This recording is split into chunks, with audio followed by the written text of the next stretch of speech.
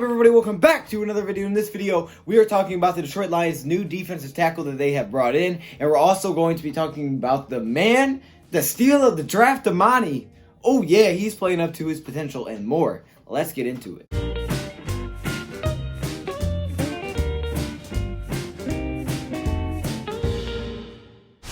That is right, everybody. So Detroit Lions have brought in a new defensive tackle. Now, they actually made this move yesterday, so I'm going to kind of break down what happened today. Well, not what happened today, but break down the player that they brought in yesterday today. We're also going to be talking about Amani, and this man has been absolutely amazing so far this season. I mean, he has outdone... Wait a second. Someone said this gave them, like, OCD or something, so I'm going to fix that. Hold up. There you go. Now the thing's in the back. Now, listen. I know that Amani we had a lot of hype coming into the season. We were like, hey, that's a steal. I don't know how he lasted that long. He came in, and there were a lot of expectations, even though he was a later pick. And my goodness, has he lived up to them so far. So let's get into it. We're going to start off with Frank first.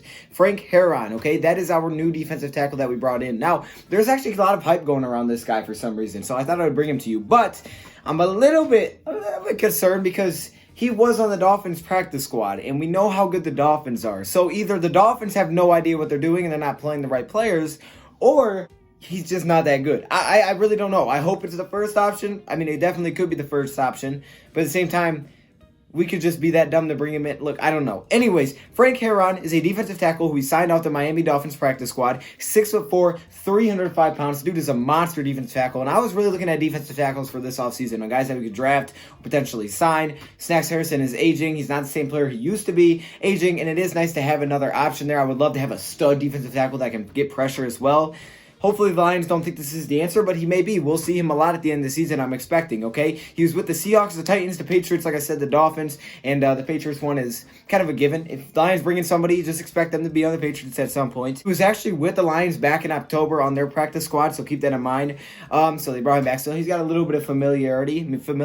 I don't know. I say that word all the time. He also went to LSU, so that's a good sign. He went to a big SEC school, played a lot of talent, and he came out undrafted, okay? So that's why he's bounced around all these practice squads. Well, he had 67 tackles, 2 sacks, 3 forced fumbles, and a fumble recovery. He definitely turned it on. In 2018, he was pretty well known, and Frank Herron got his name out there. Very deep class for the LSU Tigers, right? They have really good talent. So that defensive line was pretty deep anyway, so he was really in a tough rotation. He's playing a lot of talent, so that's a really good thing.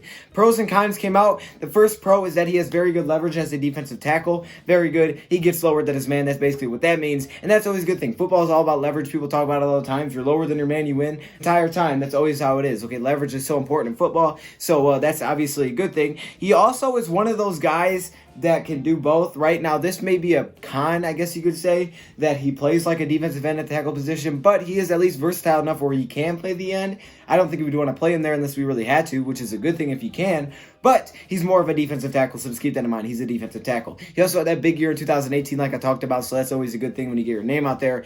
Some cons, he's an uncreative rusher.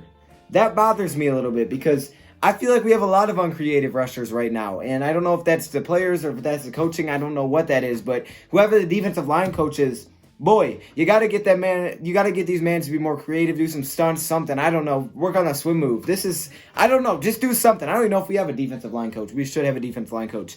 So hopefully he brings a lot to our team. He helps us out, okay? I think this is a guy that's been kind of hyped up. He's also a very young player. He could be here for a while if he balls out, so I'm excited to see what he brings to the table. Knowing that our season is in the position that it's in, it's always nice to see some new guys. Now, I love seeing this guy, okay? This guy has come on recently. He missed a lot of the season, injuries, stuff like that. Then he came in, I think it was versus the Cowboys the first time I really saw him. And, Amani was like, hey, there's Amani, come in. He has been an absolute beast at cornerback. I mean, you could make the case he has been our best cornerback since he has come in. You're going to be like, well, that's crazy. You can't say that. But I may be able to, okay? Now, Pro Football Focus, not everybody loves it. I get it, but it is a way that they put the stats together so that we can understand things better. And he has been incredible with the Lions when it comes to Pro Football Focus, okay? So if you guys remember versus Minnesota last week, he got beat on that touchdown. I was like, dang it, Amani. First quarter, man, this stuff. he wasn't targeted again after that play. Not a single target. That's always a good thing, okay? That means you're shutting down your wide receiver. At least they're not throwing it your way. And you know that usually they don't give a lot of respect to young guys like that. So that's always a good thing. Now, I don't know exactly how many snaps he had. He may have only had like 10 snaps. And it's like, oh yeah, he shut him out for 8 plays. Still a good thing. Nothing wrong with that. Don't get me wrong. Then he had the highest Pro Football Focus grade on defense. Like the entire defense. He had the highest Pro Football Focus grade of the Lions' entire defense versus the Bears. That is awesome. I love it. Amani's going to be an absolute star. This dude is going to be an all-star with the Detroit Lions. Could be a future Pro Bowler. This actually is looking like it's going to be a steal, okay? And sometimes it takes people years to get it going. You know, I understand. It happens. They're young players. This dude is coming. He's just balled out right away, okay? He was also the worst graded, okay? So the worst grade he's picked up as a cornerback for the Lions this season is versus the Redskins. If you guys can remember versus the Redskins, he had an interception. So that tells you how good his Pro Football Focus grades really have been. Dude's been amazing.